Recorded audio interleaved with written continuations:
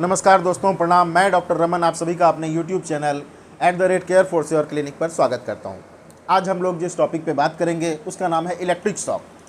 Electric shock कहने का मतलब कि घरों में भी इलेक्ट्रिक शॉक होता है। कई बार हम लोग करंट छू लेते हैं या फिर पोल के द्वारा या पानियों में जो है वो इलेक्ट्रिक होता है, जिस वजह से कि हमें शॉक लग जाता है। उसके बारे में बात करेंगे। इलेक्ट्रिक शॉक होता क्या है, इलेक्ट्रिक शॉक से क्या हो सकता है, इसके सिम्टम्स क्या होते हैं शरीर पे, एवं इसका ट्रीटमेंट क्या है। देखिए दोस्तों, इसमें मैं आपको बताना चाहूँगा इलेक्ट्रिक शॉक कई प्रकार के होते हैं। कई प्रकार के कहने का मतलब माइल्ड होता है और सीवियर होता है। माइल्ड कहने का मतलब हल्का फुल्का, जो हम घर के तार को छू लेते हैं हमें एक शॉक लग जाता है, वो एक अलग होता है। एवं एक होता है कि बहुत ज़्यादा समय तक हमारे शरीर में इलेक्ट्रिक जो है वो सटा रह जाता है, जिस वजह से कि ये एक विषम परिस्थिति हम लोगों के लिए उत्पन्न कर देता है। इलेक्ट्रिक शॉक से हमारे शरीर के काफ़ी सारे ऑर्गन्स जो है वो प्रभावित होते हैं। सबसे पहले तो ये हमारे स्किन पे इफेक्ट करता है। स्किन के बाद हमारे नर्व्स पे इफेक्ट करता है, हमारे मांसपेशियों पे इफेक्ट करता है, हमारे मसल्स पे इफेक्ट करता है, एवं उसके बाद हमारे हड्डियों पे भी इफेक्ट करता है। कई तरीके से इसके हमारे जो वो शरीर पे ये इफेक्ट करता है। ऑर्गन्स पे सबसे ज़्यादा ये इफेक्ट करता है, लिवर, किडनी या हार्ट। ये इलेक्ट्रिक शॉक से जो सबसे ज़्यादा हमारा शरीर प्रभावित होता है वो हमारा हार्ट होता है। हार्ट कहने का मतलब ये हार्ट इसलिए होता है क्योंकि हार्ट में भी हमारी जो है वो इलेक्ट्रॉनिक एक्टिविटीज़ होती है। इलेक्ट्रॉनिक एक्टिविटीज़ होने के कारण इलेक्ट्रिक शॉक से हमारा सबसे ज़्यादा प्रभावित होता है। इंसान इलेक्ट्रिक शॉक से जो डेथ करता है उसका भी कारण यही है कि उसको कार्डियक अरेस्ट आता है, ना कि किसी और वजह से उसकी डेथ होती है, बल्कि उनको इलेक्ट्रिक शॉक से कार्डियक अरेस्ट आता है और उनकी डेथ हो जाती है। इलेक्ट्रिक शॉक से किस प्रकार से हमें बचना है, इसके मैटर पे हम लोग आज बात कर लेते हैं। कई बार आपने देखा होगा कि घरों में इलेक्ट्रिक शॉक लग जाता है, नॉर्मल होता है, हल्का फुल्का लग जाता है, थोड़ा सा फुफुंदी उड़ जाता है, वो नॉर्मल है, उससे हमें कुछ नहीं होने वाला है।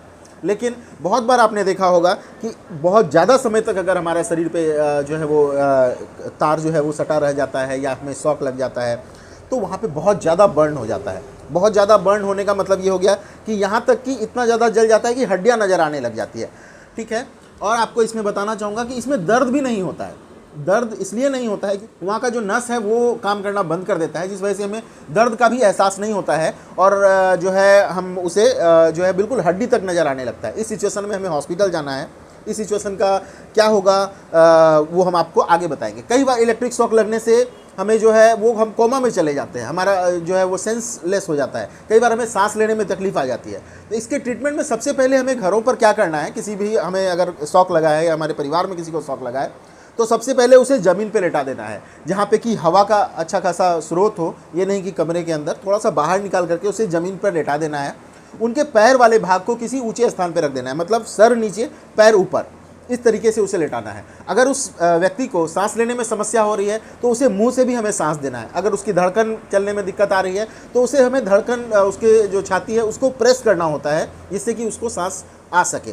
सबसे पहले हमें यही करना है, हमें ये देखना है, पेशेंट को एक्टिविटी देखना है कि पेशेंट पे क्या प्रभाव पड़ रहा है।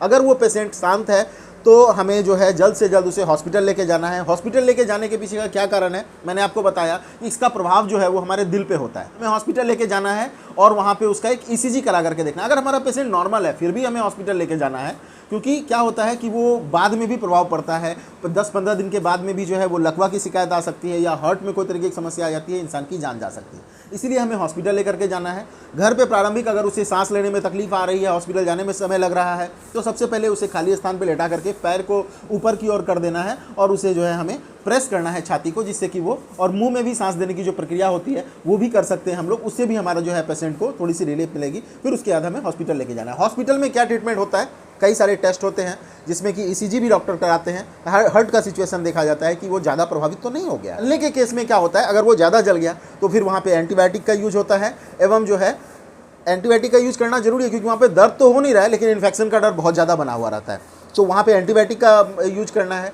अगर हल्का जला हुआ है तो हम एक सिल्वर एक्स नाम से एक क्रीम आता है जो कि जिसे हम लोग लगा करके जो है बर्न को ठीक। अगर हल्का फल्का है, माइल्ड है, तो इसमें कोई चिंता करने की बात नहीं है। आज हम लोगों ने इस वीडियो के माध्यम से ये जाना कि इलेक्ट्रिक शॉक लगने से क्या होता है, तो हमारे शरीर पे काफ़ी दुष्परिणाम आ सकते हैं। इसलिए इसे हमने हल्के में नहीं लेना है, हमें इसे हॉस्पिटल लेकर के जाना है। अगर पेशेंट जो है वो हॉस्पिटल जाने की स्थिति में नहीं है, वो सेंस में नहीं है, तो उसे जो है लेटा करके उसे जो घरेलू ट्रीटमेंट बताया गया है वो देना है। फिर उसे तत्काल ही हॉस्पिटल लेकर के जाना है। जलने के केसेस में भी जो है हमें एंटीबायोटिक्स और भी बहुत सारी चीज़ें डॉक्टर प्रिस्क्राइब करेंगे, हमें वो सारे समय पे लेना है और हम अपनी जान बचा सकते हैं। आज हमने अपने इस वीडियो के माध्यम से ये सारी चीज़ें जाना। अगर हमारा वीडियो आपको अच्छा लगा हो तो हमारे वीडियो को लाइक करें और जो है अगर अभी तक हमारे चैनल पे आप नए हैं या हमारे चैनल को अभी तक आपने सब्सक्राइब नहीं किया है तो हमारे चैनल को सब्सक्राइब करें ताकि इस तरीके की जानकारी आपको भविष्य में भी मिलती रहे। इतना समय देने के लिए आपका बहुत बहुत धन्यवाद।